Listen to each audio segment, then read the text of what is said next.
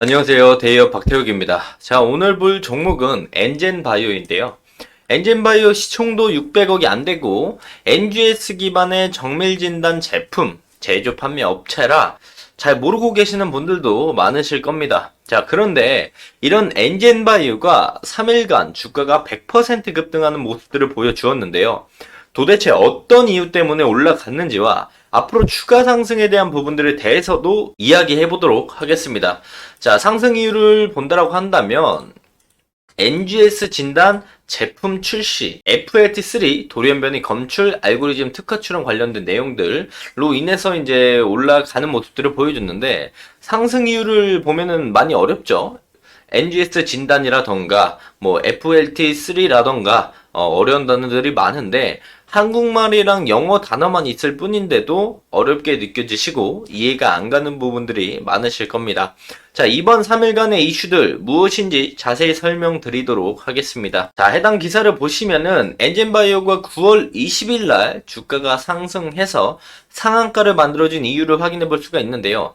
자, 헤드라인 기사를 봤을 때 혈액암 재발 예측 진단 제품 출시 발표, 혈액암 표적 치료제 처방 재발 예측 진단 제품을 선보였다. 혈액암 표적 치료제 처방 재발 예측 진단 제품 선보였다라고 하는데 이게 과연 무엇일까요? 기사 내용들을 같이 보면서 설명드리도록 하겠습니다. 자, 해당 기사를 좀 보시면은 NGS 정밀진단 플랫폼 기업 엔젠바이오가 급성 골수성 백혈병 표적 항암 치료제 처방, 항암 치료 과정 모니터링 및 암 재발 예측에 도움을 주는 NGS 기반 초고감도 유전자 진단 제품 MRD 아큐패널 AML FLT3를 출시했다고 하죠. 자, 첫 문장부터 어렵습니다. NGS는 또 뭐고 해당 기반 MRD 아큐패널 AML FLT3는 또 뭔가 싶으시죠? 자, 간단하게 제가 설명을 드리도록 하겠습니다. 자, NGS부터 먼저 좀 알아보도록 할 건데, 자, NGS가 무엇이냐? Next Generation Sequencing이라고 합니다. 이게 뭐냐면 아주 쉽게 설명을 좀 드리면 염기서열 분석법 중에 하나라고 보시면 될 것 같은데 1977년에 개발이 돼서 사용이 되는 생어 시퀀싱이라고 있습니다.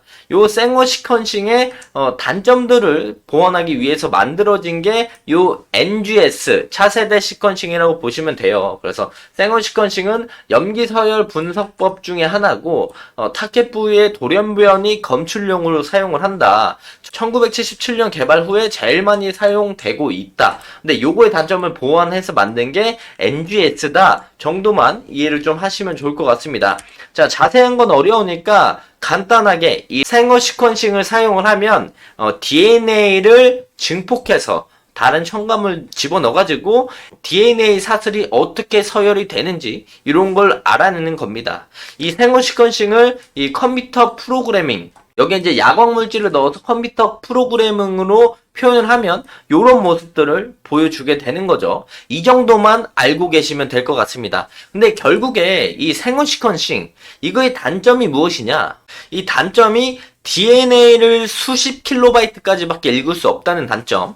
그리고 하나의 DNA 절편만 시퀀싱 할 수 있다는 점입니다. 그래서 보면은 생어 시퀀싱의 단점들을 우리가 볼 수 있겠고 이 생어 시퀀싱 대비에 NGS 그 단점을 보완한 게 NGS고 NGS의 이점들을 우리가 이렇게 확인해 볼 수가 있습니다. 그래서 이제 내용들을 보면 더 많은 샘플을 비용 효율적으로 선별할 수 있고 여러 변이를 검출할 수 있고 민감도가 높고 작업 시간 빠르고 뭐 여러 가지 이유가 있어요.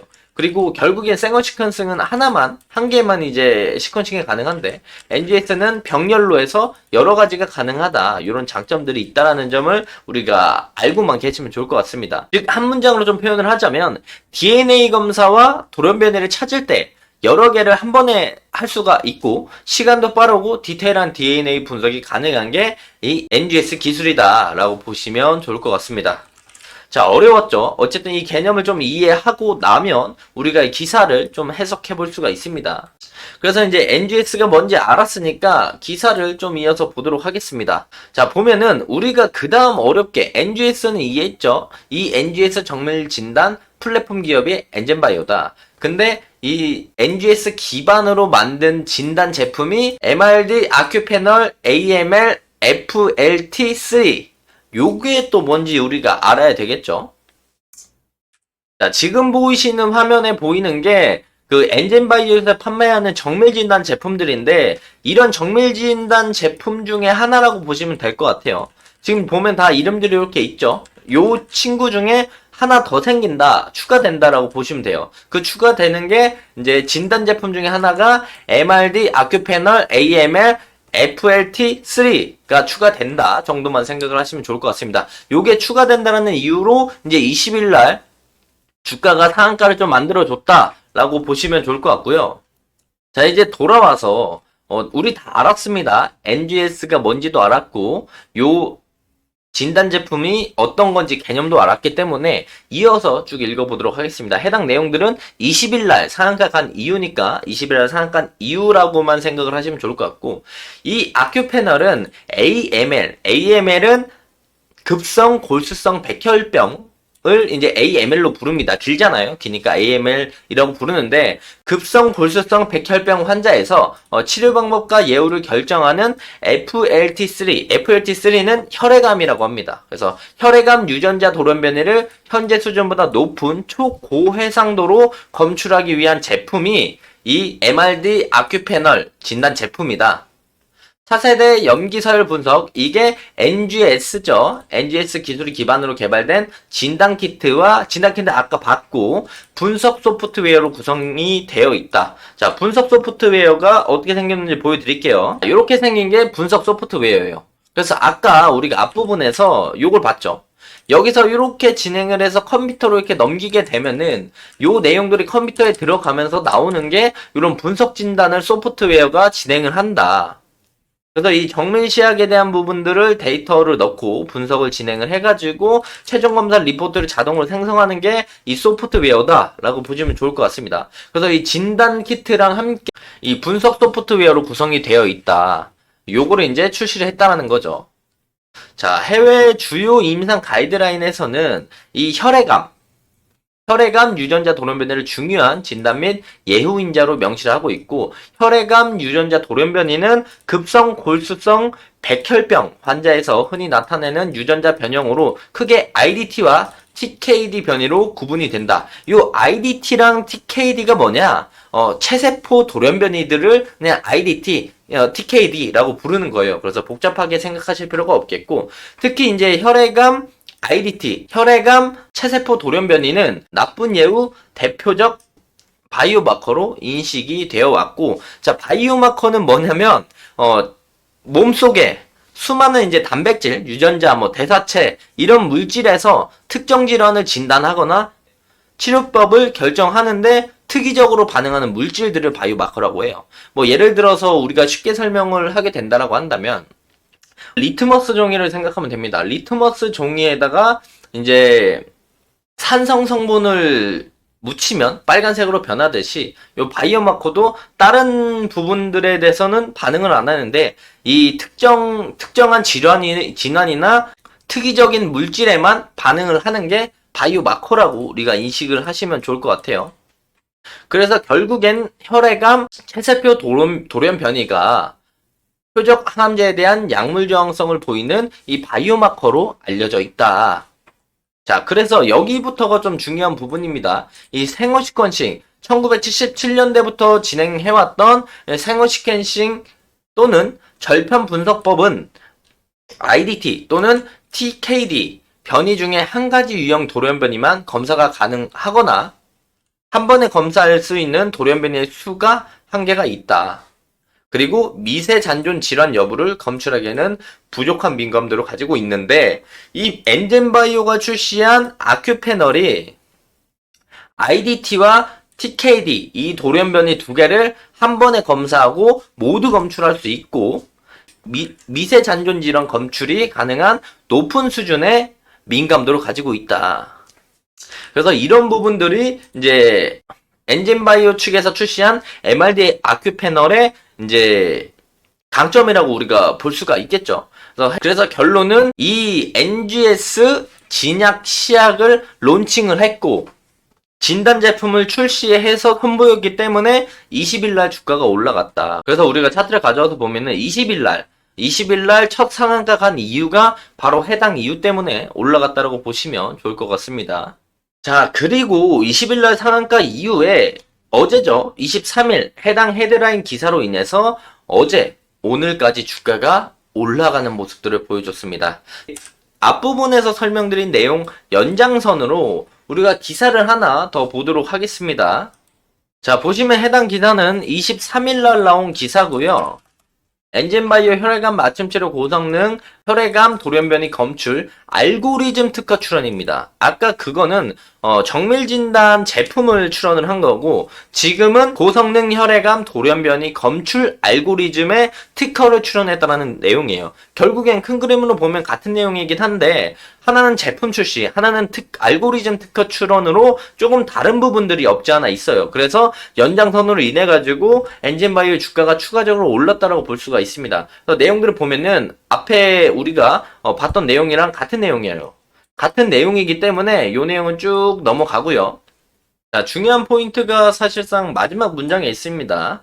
윗부분은 거의 아시는 내용이에요. 앞에 말씀드린 거랑 거의 비슷해서 현재 임상 현장에서 사용하고 있는 혈액암 돌연변이 검사법은 현재 임상 현장에서 사용하고 있는 혈액암 체세포 돌연변이 검사법은 극히 낮은 농도로 존재하는 미세 잔존 질환의 여부를 검출하기에는 한계가 있다. 지금까지 차세대 염기서열 분석 및 바이오 인포메틱스 기술, 요게 뭐냐면 생물 정보학 기술이라고 하는 겁니다. 그래서 이제 요 기술들을 이용해서 혈액암 돌연변이 검출 민감도를 높이기 위해서 몇 가지 알고리즘들이 소개가 되긴 됐지만 정상 혈액세포 10만 개 중 1개 수준으로 남아있는 돌연변이 검출을 위한 데이터 처리 과정에서 많은 위양성이 발견되거나 주요 돌연변이가 누락되는 기술적인 한계가 있다. 근데 엔젠바이오는 유전자 증폭 기반의 표적 시퀀싱 방법을 채택을 해서 혈액암 유전자 영역에 대해서만 집중적으로 염기서열 데이터를 생산을 한다. 또한 여기가 포인트예요. 연구소에서 자체 개발해 특허 출원한 분석 알고리즘을 적용해서 기존의 검사법에 비해서 결과의 위양성은 최소화하고 정확도를 높였다. 뿐만 아니라 이전보다 훨씬 향상된 민감도를 기반으로 IDT 변이의 정성적인 검출 외에도 돌연변이의 길이와 정확한 발생 위치까지 확인이 가능하다는 차별성을 가졌다. 요게 포인트거든요. 그래서 20일 날 상승했던 이유는 정밀진단 관련된 키트 출시, 그리고 그 내용들을 포함해서 23일 상승했던 이유는 바로 자체 특허 출원 내용들로 인해서 오늘까지 포함해서 주가가 3일 동안 100% 급증하는 엔진바이오를 볼 수가 있었다라고 말씀을 드릴 수가 있겠고요. 앞으로는 해당 정밀진단 제품들을 베이스로 분석 소프트웨어를 활용을 해서 미국 신랩 서비스, 인디아 프로젝트, 암 정밀 진단 제품 수출 확대 등으로 실적적인 부분들을 채원할 계획이라고 우리가 확인해 볼 수가 있겠습니다. 결국에는 NGS 기반으로 혈액암 맞춤 치료 진단 제품 그리고 특허 출원 내용으로 주가가 이렇게 올랐다라고 보시면 좋을 것 같고요. 이제는 기술적인 분석 짧게만 하고 넘어가도록 하겠습니다. 자, 엔진바이오 주가를 크게 보면은 그냥 계속 저점이 낮아지고 고점이 낮아지는 우회양 추세의 모습들을 보여주고 있습니다. 하지만 20일부터 금일의 이슈로 인해서 평소에 나온 거래량과 말도 안 되는 거래량이 나오면서 주가가 해당 추세 라인들을 좀 돌파해주는 모습들을 우리가 확인해 볼 수가 있는데요. 지금 3일 동안 양봉을 보여주면서 주가가 100% 올랐지만 이틀 동안 올라오면서 거래량이 많이 터졌고 오늘 윗꼬리를 달고 음봉을 떨어뜨리면서 거래량이 또 이전 날만큼 많이 터지는 모습들을 보여줬어요.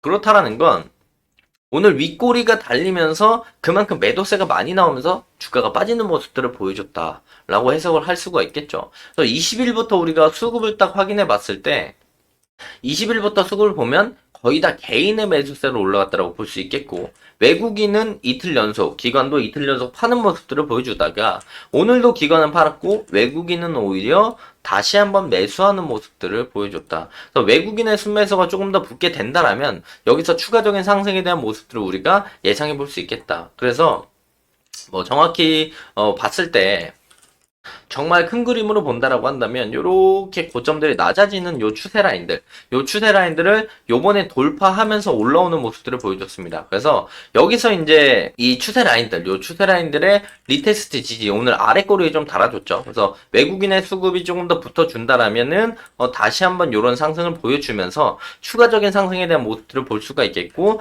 여기서 이제 외국인의 수급이 또 빠져나간다라고 보시면 여기서 추가적인 조정을 받을 수가 있겠죠. 그래서 그런 부분들 참고를 하셔야 되고, 엔젠바이오 기준에 지금 추가적인 상승이 나오게 된다라고 한다면 어느 라인들까지 볼 수가 있느냐, 지금 이 전고점 꼬리 달렸던 요 매물대 라인들, 그리고 추가적인 해당 라인들을 돌파해서 추가적으로 올라가게 된다면 지금 쭉 내려오고 있는 이 2년 장기 평선이자 이전에 매물대 저점들이에요. 지금 보시는 라인들이 요 이전에 지지를 계속 받아줬던 매물대 저점 라인들이니까 여기 라인들에서 한 번 더 저항을 받을 수 있다라는 점 참고로 해주시면서, 올라갔을 때는 위에 매물대가 두 군데가 있다 참고를 하시고, 또 여기서 조정을 추가적으로 안 받고 리테스트 받고 올라가면 요 매물대 볼 수 있지만, 여기서 그냥 외국인 수급들도 빠져나가고 개인들도 매도하면서 주가가 추가적으로 조정을 받을 가능성도 충분히 열어두셔야 합니다.